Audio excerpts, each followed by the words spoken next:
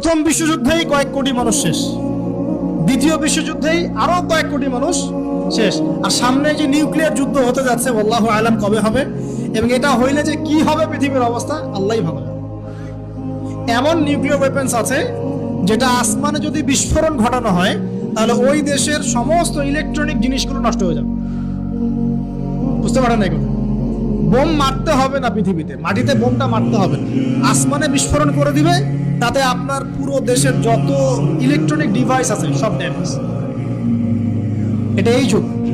ওই হিরোশিমা নাগাসাকির কথা মনে আছে? কি হয়েছিল ওখানে বলেন? দুইটা বোম ফেলা হয়েছিল, পারমাণবিক বোমা। কে ফেলেছিল? কে ফেলেছিল? আমেরিকা। আচ্ছা, ওই বোম দুটার নাম কি? হ্যাঁ, এই তো জান, লিটল বয় আর ফ্যাট ম্যান। ওই দুইটা বোম পড়ে যে কোটি কোটি মানুষ মারা গেল, এখন পর্যন্ত জাপানের মানুষ তার তেজস্ক্রিয়তায় ভোগে। এখনকার পারমাণবিক ওয়েপন্সগুলো তার চেয়ে অনেক অনেক অনেক বেশি শক্তিশালী, হাজার লক্ষ গুণ বেশি শক্তিশালী হতে পারে। রাশিয়ার কাছে এমন সুপারসনিক মিসাইলস আছে, নিউক্লিয়ার মিসাইলস, যেগুলো শব্দের গতিবেগের চাইতেও 10 গুণ বেশি যেতে পারে। শব্দের গতিবেগ কত হার্টজ বলো? সায়েন্সে পড়ো নাই? তো এই শব্দের গতিবেগের চাইতেও 10 গুণ 20 গুণ বেশি যেতে পারবে কি একটা মিসাইল। মানে মিসাইল আবার আকাশ প্রতিরক্ষা ব্যবস্থা বলে একটা কথা আছে। আকাশ প্রতিরক্ষা ব্যবস্থায় ওই মিসাইলগুলোকে ডিফেন্ড করে দেওয়া যায়, ধ্বংস করে দেওয়া যায় আকাশে। ওই প্রতিরক্ষা ব্যবস্থাও ধরতে পারবে না কত জোরে মিসাইল যাচ্ছে। এবং সেই রাশিয়াকে উস্কে দিচ্ছে এখন পশ্চিমারা, ফেলো একটা বোম, ইউক্রেনে একটা বোম ফেলো খালি। ও যদি একটা ফেলেই দেয় তখন দেখবেন পশ্চিমারা সবাই মিলে আবার যুদ্ধে নেমে যাবে, পুরো বেসাকার হয়ে যেতে পারে। আল্লাহু আলাম, আল্লাহ ভালো জানেন। তবে এটা সময়ের ব্যাপার মাত্র যে বিশ্বে একটা ভয়ঙ্কর প্রলয়কারী কিছু একটা হতে যাচ্ছে। বলবো যে ভবিষ্যৎবাণী করে বেড়াচ্ছে। ভবিষ্যৎবাণী করি নাই, আপনার বর্তমান সম্পর্কে জ্ঞান নাই বলেই বর্তমানকে আপনার ভবিষ্যৎ মনে হয়। বর্তমান সম্পর্কে আপনি অজ্ঞ বলেই বর্তমানের জ্ঞানটাকে আপনার কাছে ভবিষ্যৎ মনে হচ্ছে। বর্তমান সম্পর্কে জ্ঞান অর্জন করেন, দেখবেন সঠিক বুঝতে পারবেন। নিউক্লিয়ার যুদ্ধের দ্বার প্রান্তে, যেটা বলছিলাম, এই যে গোত্রীয় হানাহানি দেখেন ছড়িয়ে পড়েছে। আর এই হানাহানি কি উস্কে দিচ্ছে কারা? এই হানাহানি কি উস্কে দিচ্ছে একটা শ্রেণী, তার নাম জায়নিস্ট। Zionist movement. তারা কি চায়? তারা চায় চীনকে তাইওয়ানের সাথে বিরোধ বাজিয়ে দিতে। তারা চায় বাংলাদেশের অভ্যন্তরে একটা ফাসাদ লাগিয়ে রাখতে। তারা চায় মিয়ানমারকে দিয়ে বাংলাদেশকে বিজি রাখতে। তারা চায় ইউক্রেনকে দিয়ে রাশিয়াকে বিজি রাখতে। বিভিন্ন জায়গায় সব সেট করে রাখা হয়েছে। এবং তার উদ্দেশ্য হচ্ছে পৃথিবী থেকে মানব জাতি কমিয়ে ফেলা।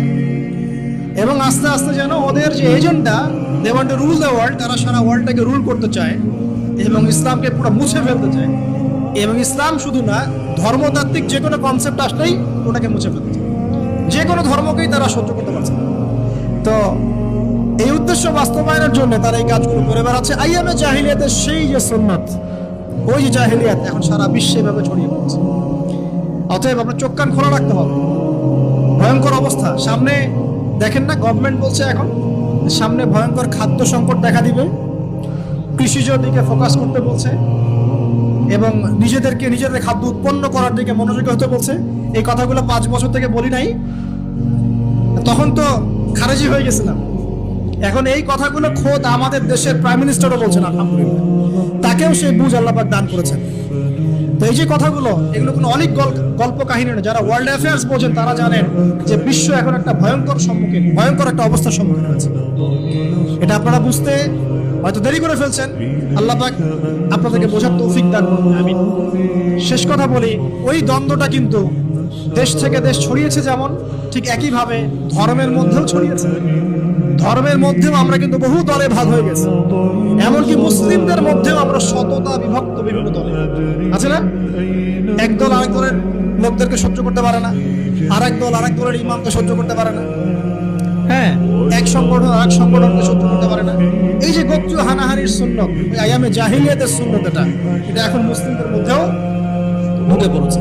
প্রিয় ভাইরা, দেখুন, আমি এক কথায় বোঝাতে চাইলাম যে জাহিলি যুগ আপনি যেটাকে বলছেন, আইয়ামে জাহিলিয়াত যেটাকে বলছেন, যে কারণে বলছেন, ওই কারণগুলো প্রত্যেকটা কারণ এখনকার বিশ্বে মজুদ আছে। শুধুমাত্র স্বল্প পরিসরে না, এখন বড় পরিসরে মজুদ আছে। অতএব আপনাকে যদি আইয়ামে জাহিলিয়াতুল আকবার বলে কোনো বিশ্বকে রিকগনাইজ করতে হয়, তাহলে এখনকার বিশ্বকে করতে হবে। অতএব এই ওয়ার্ল্ড অ্যাফেয়ার্সটাকে বোঝেন, জাহিলিয়াতটাকে বোঝেন। এই জাহিলিয়াত থেকে উত্তরণের জন্য সমাধান কে দিয়েছিল বলেন? ইসলাম কি সমাধান দেয়নি? ইসলাম সমাধান দিয়েছে, কোরআন সমাধান দিয়েছে। রাসূলুল্লাহ সাল্লাল্লাহু আলাইহি ওয়াসাল্লাম 23 বছরের মধ্যেই সমস্ত জাহিলিয়াতকে দূর করে দিয়েছে, তাই নাই? বলেন 23 বছর পর কি মক্কায় শিরক ছিল? বলেন 23 বছর পর কি মক্কায় সুদ ছিল? 23 বছর পর কি মক্কায় জিনা, এই যে আপনার ব্যভিচার, এই যে আপনার মাদক, এই যে গোত্রীয় হানাহানি, নারীর অবমাননা, এগুলো ছিল? তাহলে একজন মহামানব তিনি 23 বছরের মধ্যেই পুরো সমাজটাকে সংস্কার করে ফেললেন না? সেই রাসূল সাল্লাল্লাহু আলাইহি ওয়াসাল্লামের সুন্নাত কি মরে গেছে? সেই আল্লাহ কি মরে গেছেন? নাউজুবিল্লাহ। সেই আল্লাহ পাকের নাজিলকৃত কোরআন এবং হাদিস কি মরে গেছে? তাহলে সেই আল্লাহ যদি জীবিত থাকেন, সেই রাসূলের আদর্শ যদি জীবিত থাকে এবং সেই কোরআন যদি এখনো মুসলিমদের হাতে থাকে, তাহলে এখনকার বিশ্বের জাহিলিয়াত আমরা ফেস করতে পারবো না? পারবো না ইনশাআল্লাহ? পারবেন ইনশাআল্লাহ? কি করবেন তাহলে? মোটা দাগে কয়েকটা কথা বলে শেষ করে দিই। 1 নাম্বার প্রিয় ভাই, জ্ঞান অর্জন করেন, প্রচুর পড়াশোনা করেন। জ্ঞান অর্জনের ক্ষেত্রে সাম্প্রদায়িক হবেন না, এতটুকু নিব এতটুকু নিব না, এর থেকে নিব ওর থেকে নিব না, এমন হবেন না। জ্ঞান যেখানে পাচ্ছেন নিতে থাকেন, আল্লাহ পাক আপনাকে নূর দিবে ইনশাআল্লাহ। আল্লাহ যখন আপনাকে নূর বা আলো দিবে তার পক্ষ থেকে, আপনি এমন কিছু দেখবেন যা অন্যরা দেখতে পাচ্ছেন না। আপনি খিজির হয়ে যাবেন ইনশাআল্লাহ আলাইহিস সালাম। যে মুসা আলাইহিস সালাম বুঝতে পারছেন না কেন নৌকা ফুটা করছে, কেন বাচ্চাকে হত্যা করছে, আর কেন দেয়াল নির্মাণ করছে, কিন্তু খিজির আলাইহিস সালাম বুঝতে পারছেন কেন এগুলো করতে হচ্ছে। 2 নাম্বার প্রিয় ভাই, আপনার হায়াতটাকে মূল্যায়ন করেন। আজকে তওবা করে ফিরে আসেন, 5 ওয়াক্ত নামাজি হয়ে যান, সময় অপচয় বন্ধ করেন, যৌবনকালটাকে কাজে লাগান, সিরিয়াস হন, জীবনটার ব্যাপারে সিরিয়াস হন। জীবনটা কিন্তু হেলায় খেলার বিষয় না। একবার চলে গেলে, একবার মৌত হয়ে গেলে কান্নাকাটি কোটি কোটি বছর করলে আল্লাহ পাক আর দ্বিতীয়বার পৃথিবীতে ফিরাই দিবে না, দিবে? তো কি কারণে আমরা আমাদের সময়টাকে হেলায় নষ্ট করছি? সুযোগ আছে কোনো সুযোগ নেই।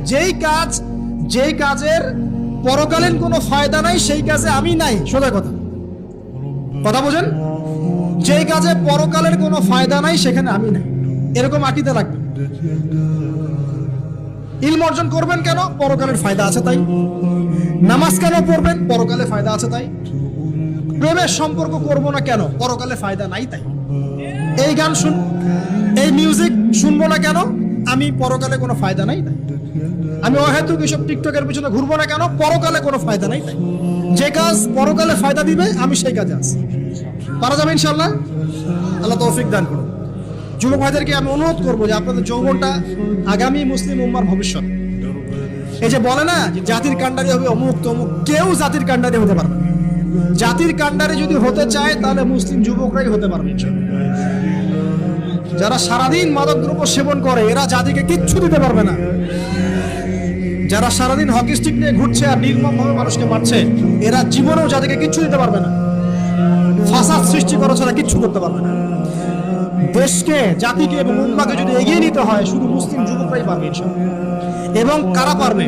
যারা অন্য ধর্মের মানুষ কিন্তু মনটা স্বচ্ছ সৎ, তারাও পারবে। যাদের মনে সততা আছে অন্য ধর্মের হলেও তারা পারবে ইনশাআল্লাহ। যার মনে সততা নাই সে পারবে না। করাপ্টেড, দুর্নীতিপূর্ণ মন নিয়ে কখনো দেশের খেদমত, যাদের খেদমত করা যায়। বাংলাদেশের সবচেয়ে বড় সমস্যা দুর্নীতি। বাংলাদেশের 1 নাম্বার সমস্যা দুর্নীতি।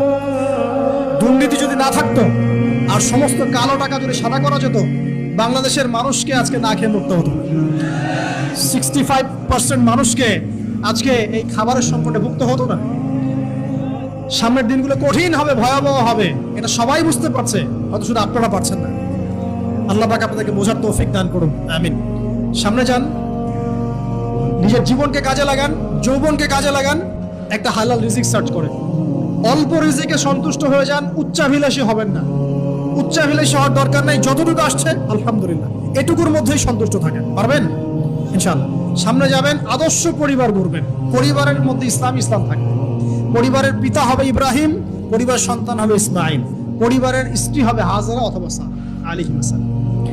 দিনদার ছেলে নাই, বিয়ে নাই। দিনদার মেয়ে নাই, বিয়ে নাই।